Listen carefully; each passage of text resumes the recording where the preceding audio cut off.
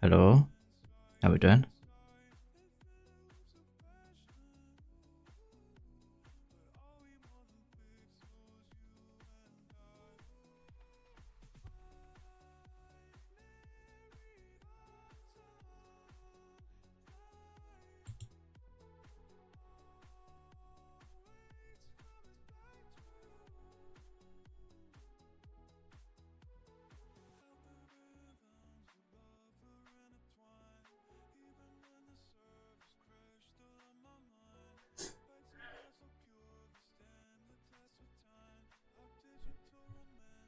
So today we're going to be talking about the LA community developer feedback that came a few days ago about a load of massive changes that are going to be coming to Rise of Kingdoms potentially.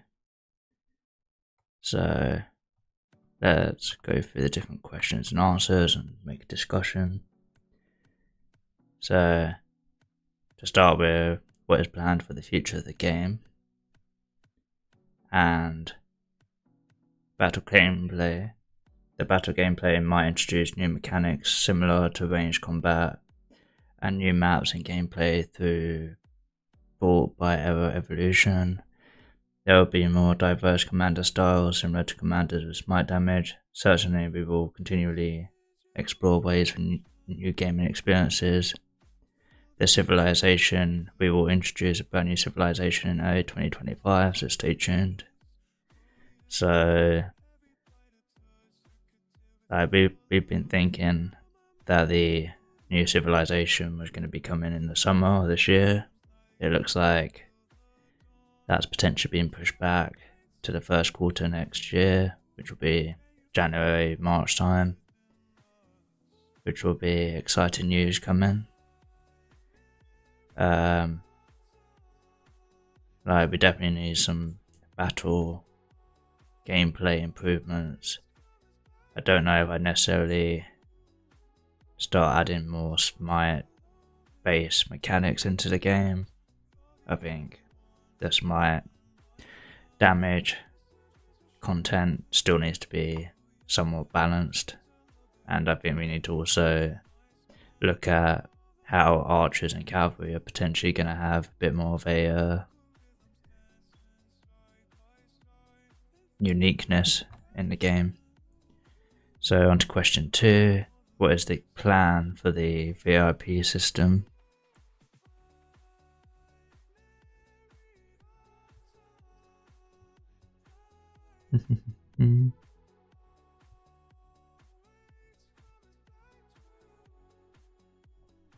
What's the plan for the VIP system? After multiple discussions, we have decided to update the VIP system soon. It will no longer simply pursue the boost or VIP exclusive buffs, but we will focus more on players' customized needs. We will offer cool artistic effects for the city theme, marches, teleporting, to provide players with an emphasis on honor. So this is pretty good news. We definitely don't need more VIP buffs coming to the game, especially like VIP 18. There's still a lot of players that haven't reached VIP 18 yet. With that massive troop expansion, and then I think bringing some sort of shop to VIP is definitely going to be better. Giving that customization for teleportation will be very cool. Changing how the cities look, bringing some unique city skins to the game that you can only get through VIP 19, I think will be a pretty cool idea. Question 3. What is the future plan for T6? Will it be fully new units? And the answer is, frankly, we have had multiple discussions about T6. As civilizations progress, they will enter new eras such as Age of Firearms. Firearms and other cool hot weapons may become the primary means of attack on the battlefield. The challenge we might face is how to integrate the combat experience of hot weapons into the existing combat experience of rock. Besides combat, we are also researching other expectations for the new content and welcome suggestions from everyone. So I've seen a few content creators talking about this, about the firearms potentially coming into the game. I think the opinion of a lot of people in the community is that they definitely don't want to be seeing firearms coming into a game where it's all about spears, archers, arrows, and all that stuff. And I completely agree with that sentiment, that we should not be having muskets and firearms coming into the game. I think T6, I think we don't want to be seeing new infantry, cavalry and archers that are T6 leveled. I think that will upset a lot of people that have reached T5, reached the end game. They'll feel that they've just been pushed back, and I think that's a very bad idea. Potentially bringing some sort of T6 unit, like there is in Call of Dragons, where you progress your town hall and you unlock a 5th unit, is potentially quite a neat idea, depending on what that unit would be, how easily it's obtainable, and all that stuff. Question 4. What mechanics and gameplay features will Rock prioritise in 2025 to both garner and retain interest from new and long-time players? And their answer is, for new players, we have a comprehensive overhaul plan, focusing on visual effects, gameplay, and program performance. For veteran players, we are addressing long-standing issues such as kingdom ecology, KVK matchmaking, lag, continually updating new game modes, new KVK stories and events. So, to talk about the first part of this, the visual effects, gameplay, program performance, I think they're mainly talking about the new graphics that are coming to the game and that have started taking place in KVKs. I think I'm looking forward to personally seeing how the KVKs are looking in the new graphics. I think there's been a lot of complaints among older players that the new graphics is a bit disturbing. Apparently it's too green, or like it's too much change. I think obviously Lilith's focus was mainly on the new players when it came to the new graphics rather than the old players. And then when it comes to the veteran players, I think definitely KVK matchmaking is a big issue right now. Kingdom ecology, a lot of kingdoms are dying. There's a lot of kingdoms having to shrink, like 1093, because it's just not sustainable with the new domain system to be a free alliance kingdom. Even with the new changes to special migration, I think this is going to be a big issue unless kingdoms start branching out, getting bigger. Maybe they can split 1093, for instance, and build some more competitive kingdoms, potential option, or merging kingdoms. And then I think the lag issue is definitely improving.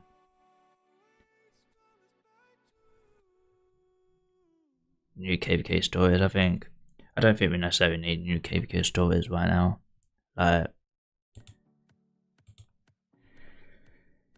We've got at least a dozen stories out, unless they start withdrawing some of the KVK stories that are currently available, like Desert Conquest, and then they bring some new stories in that way, maybe. But I think you're just thinning down the chances of really good matchmaking by doing that. Question 5. What are your plans to help returning players catch up? Their answer is, we are continually adjusting the return system to help players catch up, including Commander Trial, which is returning players can choose any commander including the latest commanders, real commanders for a limited time trial after completing login tasks. I think on my restart project they've done this already. They give you like a 30-day trial, like a 5511 commander. Return shop. Based on the return duration and VIP level, players can access different levels of exchange shop with up to 80 heads and 2 legendary commanders, including the latest real commanders available. I think this is definitely a great idea to help new players return in. I don't know if the 80 gold heads are quite sufficient, especially if players have been out for a year, 2 years. Like 8 heads isn't going to particularly get you that far, but I guess that's Lilith's way of trying to make the game a bit more balanced for returning players. And then you've got the automatic upgrades, which is the system will automatically upgrade technology and buildings for returning players based on their return time and city development status. This feature is under testing, so apparently this is already a thing in the game. Like people return to the game and their buildings have already been like upgraded from like a certain level to a few levels higher. But it is nice to see that they're still trying to improve the returning players' experience. And to touch on this, like I see a lot of returning players right now, and I think there definitely needs to be some sort of catch-up mechanic to help those players as well as the new players. Question 6. What plans do you have to help new players catch up by the time they reach SOC for the first time? The issue has been focus of our recent discussions over preliminary plan, which includes providing a commander reset opportunity when new players first enter KVK3. I think this is an amazing idea. I think the only concern with this idea is that players that have already played KVK3 and already made mistakes in the past, they potentially won't be getting this reset, which is very unfortunate.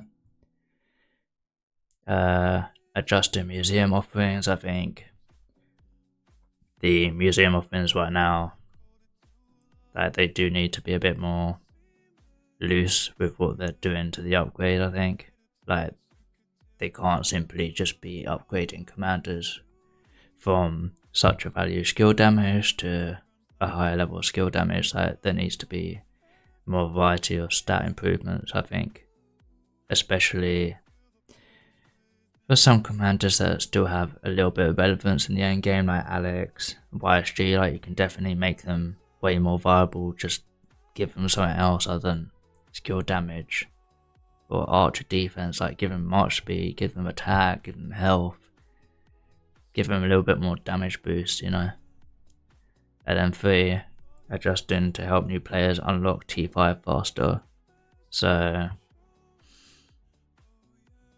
I think when they're talking about this, they're talking potentially about fast tracking people's T5.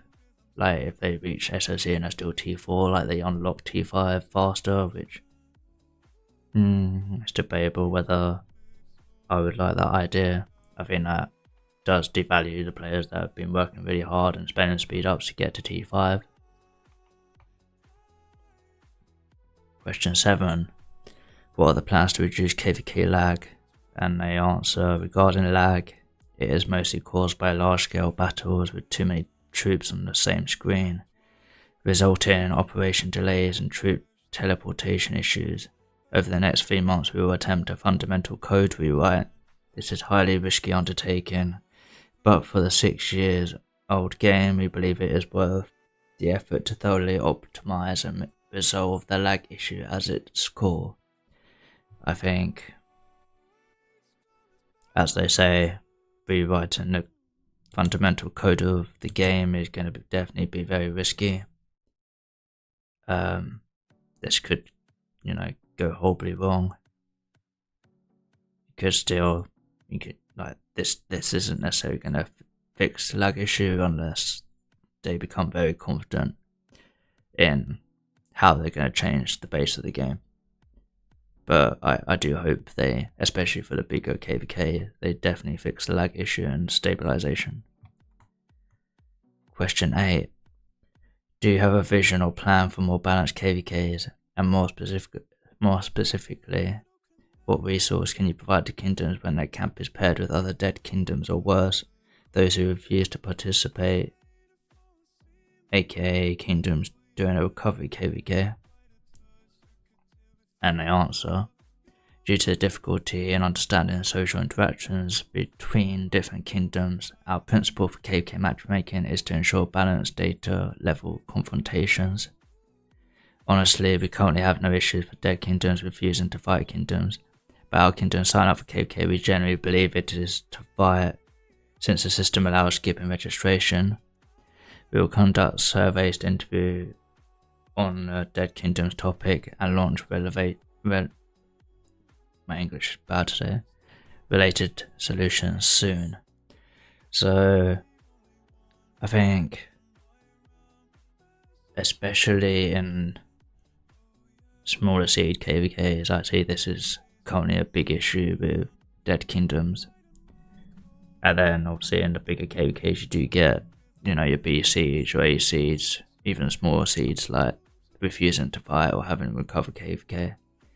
I think I'm of the belief that recovered KVKs shouldn't be a thing. I think when you're registering for KVK, you should be registering prepared.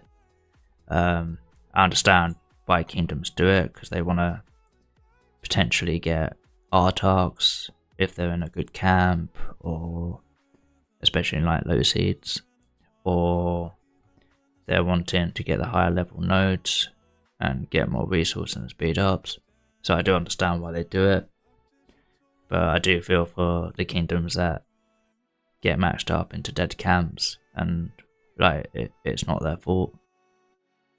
I don't think Lilith can actually fix this issue, so it's just going to be a case of, I don't know, a personal idea would be to create a story where kingdoms can register and it's more relaxed, and you could throw all the kingdoms in there. They're having a recovery. Maybe you do it based on a 2 or 3 cycles, so you have maximum occupation in that KVK, and that would be I think a pretty good idea. Also fixing this issue, I think as Omniarch has discussed, bringing high level nodes into home kingdom so players are more prepared in the off season for KVKs, which is also a really good idea. Question 9. Apart from Osiris League and Grand Prix, will there be any new competitive game modes in the future of Rock? We will be pleased that everyone likes the Osiris League Grand Prix. We're exploring new directions such as Champions of Olympia 5v5, which is still being modified, and a smaller scale battles like Osiris League with 15v15, 30 minutes, smaller battles, etc. I think this is a good idea, I guess. I'm not personally a massive Champions of Olympia fan, and even if it was 5v5, I still wouldn't play it other than the base rewards. So I don't really have much of a affiliation with this question. Question 10. I think the addition of new combat mechanics like range help keep the gameplay fresh. Are you planning to add other type mechanics to the games to encourage different styles of player styles? And the answer: adding ranged combat is already a significant challenge for the current Rock. Currently, ranged combat has not reached the gameplay experience of melee combat, referring to experience, not strength. Therefore, we won't rush to explore new mechanics, and I think this is definitely a good way for the Lilith to go about it right now. Ranged is definitely not popular. Not enough players are doing it. Not enough players are crafting the equipment either, even though they continue to push it in events. I don't know, maybe after this new KVK story, that view might change a bit, but we'll see. Question 11. Will the new graphics upgrade affect city skins as well? And they answer, you have only seen map and map building upgrades so far. Our overhaul plan also includes the hero remakes, high definition 3D troop upgrades, special effects optimization, city building, HD upgrades, etc. Which I think is definitely a good way forward. I definitely want to see the cities getting upgraded as well. Like all the people and everything inside the city getting 3D models would be quite nice. I just have a personal concern whether that's going to have a negative effect on graphics in the game. Not graphics, lag. Like if it has a negative effect on the lag because there's a lot more things happening on the screen, there's a lot more rendering on the screen. I'm hoping that won't become an issue. Question 12, which I believe is, the last question. When will be the next big collaboration with a video game like we saw with Dynasty Warriors and Ninja Gaiden? And they answered, we currently have no plans for collaboration with other games, but we recently launched global museum collaboration with the event Pursuit of Knowledge, trying to partner with the museums and cultural institutions around the world. We recently collaborated with the National Roman Museum, and if people enjoy the kind of cultural outreach, there'll be more similar collaborations in the future. So, like, I personally understand why they're not doing the sort of Dynasty Warriors collaboration, because as we saw with commanders like Lubu that came into game and never were seen again, they never had upgrades. People in the last few years can't get their hands on those commanders anymore. I think it's definitely a good idea that they can't make changes to those commanders in the future. They can't give them relics. So, and then in relation to the National Roman Museum collaboration, I think this was definitely a good offering on Lilith's part to help a charity, but at the same time I don't think the event was particularly exciting, and would definitely want to see some sort of different reward system and way to engage players in the game. And then that's the end of the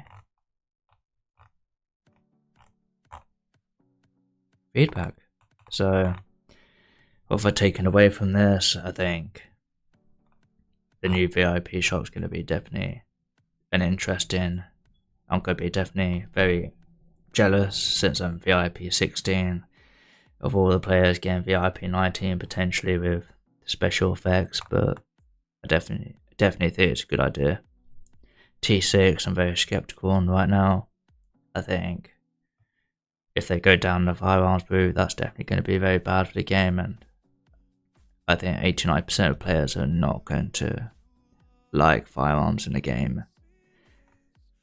And then they definitely need to be looking into the new graphics, lag, and KVK system. Like the KVK system definitely needs a rework right now with the domain system. I think they need to make the domain system more accessible to more kingdoms. I think even kingdoms in CC, for instance, like they should be getting a domain system. They should be able to read out dead weights and choose the players that bring into KVK, in my opinion. And yeah, that's my opinion on the new changes potentially coming. So if you share any of my opinions, or you have your own opinions, please comment below, like the video, subscribe, and I'll see you on the next live.